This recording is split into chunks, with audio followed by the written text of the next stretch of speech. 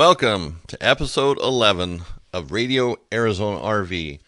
Today I'm going to be talking about reverse osmosis water systems, or RO systems for short, or as they're known on the street, RO systems. Now, an RO system takes your tap water and basically turns it into pure water, clean water, good drinking water. So depending on where you're at in the country, this might be very important to you. Here in Arizona, for the most part, the state doesn't have very good water. It has a lot of salt in it, and RO systems remove the salt, and that's one of the great advantages of it. But it also gets rid of bad taste, any odors, and even makes the water look clean. Sometimes the water out of the faucets in Arizona doesn't always look so great, even in other parts of the country, but it takes care of that. Now, an RO system seems like a complicated system, and I'm not sure why it is that way, but it seems to have been complicated where people really don't want to deal with it. And even for an RV, a reverse osmosis system is a pretty simple thing to have in the RV. You have to have the space for it. That's the only thing. That's the only complication. And basically it goes underneath the sink near the kitchen sink, where you'd have a separate faucet that you'd use as drinking water or cooking water. And that faucet would be the RO faucet. So all the water that's been treated would go through that one faucet only. You wouldn't use this in your whole RV. It wouldn't make sense. It wouldn't be able to keep up with it for the most part. But a reverse osmosis system is pretty simple. You have two pre-filters. One of them is going to be a sediment filter. The other one will be a carbon filter. You have a shut-off valve, which works with the RO system to shut off the water going into the storage tank, or the pressure tank as it's commonly known. So when the tank's full, the water just stops, because if it kept going through the membrane, then it would just end up going down the drain, wasting the water, wasting the membrane, and so forth. It has a flow restrictor, then of course it has a membrane, and then it has a post filter. Now the membrane is kind of the key to the whole thing, how much water you're going to get in a day, how quickly you're going to get that water. But the membrane's it's not a complicated thing, and it doesn't need to be. It's a membrane with different layers of material, and each layer does specific things.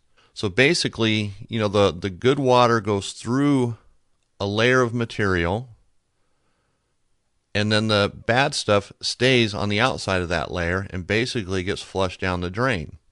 It's pretty simple, but you really don't need to even bother yourself with learning about a membrane. All you need to know is what membrane will work for your application. And people that sell RO systems know this. They can help you with this. You want to find someone who's not going to oversell you. When you talk about gallons per day, be realistic. How many gallons per day do you really need? Do you need 100? Do you need 15? Do you need 2 gallons per day? If you're just making a couple pots of coffee and having a few glasses of water, you don't need a big system. It doesn't need to be complex. But even for a 30 gallon per day system, it's not that much. It's not a lot of equipment. It's not 5 or 6 pre-filters and several post filters. It's just basically a different membrane and a storage tank. So the membrane, don't let it become complicated. You go to an expert, and they're all over the place. You can look on the internet. There's great websites. There's one called espwaterproducts.com, which has ideal breakdowns and explanations of everything. It really simplifies the whole RO system. And even the post filter, it's not an expensive filter. It's a pretty simple filter, readily available. So all these things are easy to get and easy to install. This is not something you have to pay someone else to do.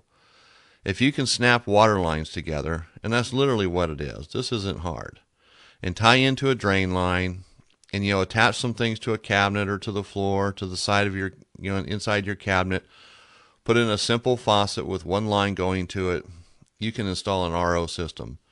You don't need to pay hundreds of dollars for someone else to do this. It's basic. And when it's all done and working right, you'll have nice, clean, salt-free water. But an RO system takes more than just salt out of the water.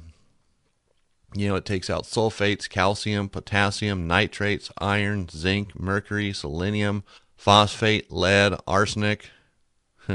Arsenic. Sometimes we might want to leave that in the water, depending on what's going on in our marriage and our household.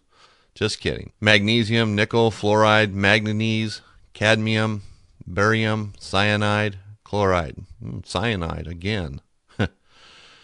Maybe we would want to leave that in there in some cases, huh? Get rid of some excess baggage.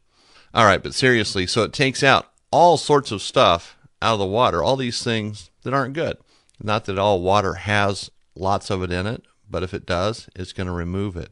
So an RO system is a great thing to have if, buying bottled water is inconvenient, don't have a place to store it, so forth and so on, because this basically is what you're getting is bottled water at the end of the day. So you can check around someplace local near you that sells them, ask questions, really dig into what's best for you. How it works and how it functions isn't all that important to you. You just want to know which components to buy to install.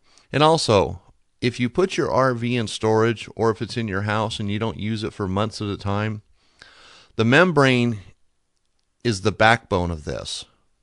And membranes can't just sit and go dry. They need to be refrigerated if they're not going to be used for months at a time. So if you have a local water store, somebody that installs and sells all the parts, they might have a refrigerator system where you just store it there for the time you're gone or for the summer, whatever it might be.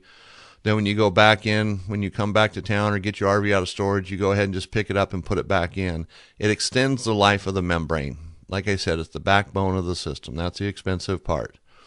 So that's RO systems in a nutshell. There's more to it if you want to make there be more to it. Obviously, you have to select filters and how many and so forth. But when you talk to the experts, they'll be able to help you with that. But don't let it become complicated, some, thing that you can't understand. It's easy. You have colored tubes, some filters, a water or a storage tank, a membrane, and a faucet. Easy to install. And when you do it yourself, you'll save a ton of money. So that's it. I want to thank you for listening to Radio Arizona RV, episode number 11. If you have any questions, you can call us at 800-789-5588 or check us out on the internet, www.radioarizonarv.com.